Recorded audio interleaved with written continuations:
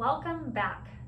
Last week we started talking about low back pain and how we can have it on one side or the other side and how that impacts our body.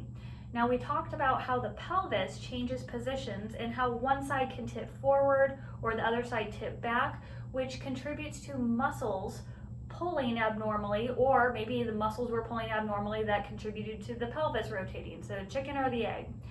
So some of the things that we do and how we position ourselves can contribute to that.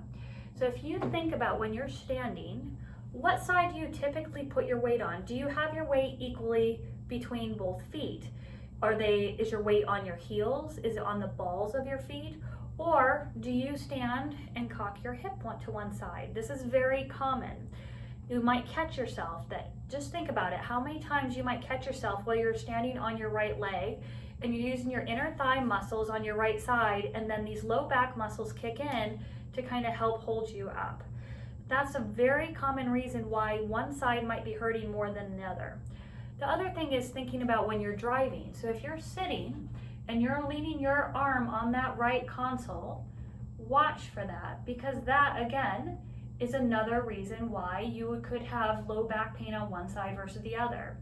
The other thing to think about is just when you're sitting in general, do you feel your pressure under both butt cheeks? Is your right side, do you feel the pressure more on that side, or do you feel it more on the left side? A lot of people only feel on the right side and can't even feel or even get their weight shifted onto their sit bone on their left side. It's very important and very telling. Also, think about when you're on the couch. Do you lay on the couch and lean on one of the armrests? Do you curl up on your side and sit like this often, or even this on the couch? Think about all these things and how you might turn yourself and torque yourself on a daily basis. That can be very damaging to your back in terms of you're having pain and abnormal pulling because muscles are learning to hold you in a different situation that's not in neutral.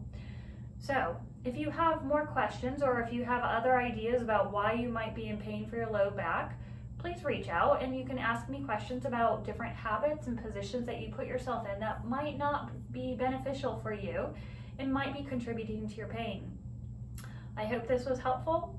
Can't wait to see you again next week. Thanks. Bye.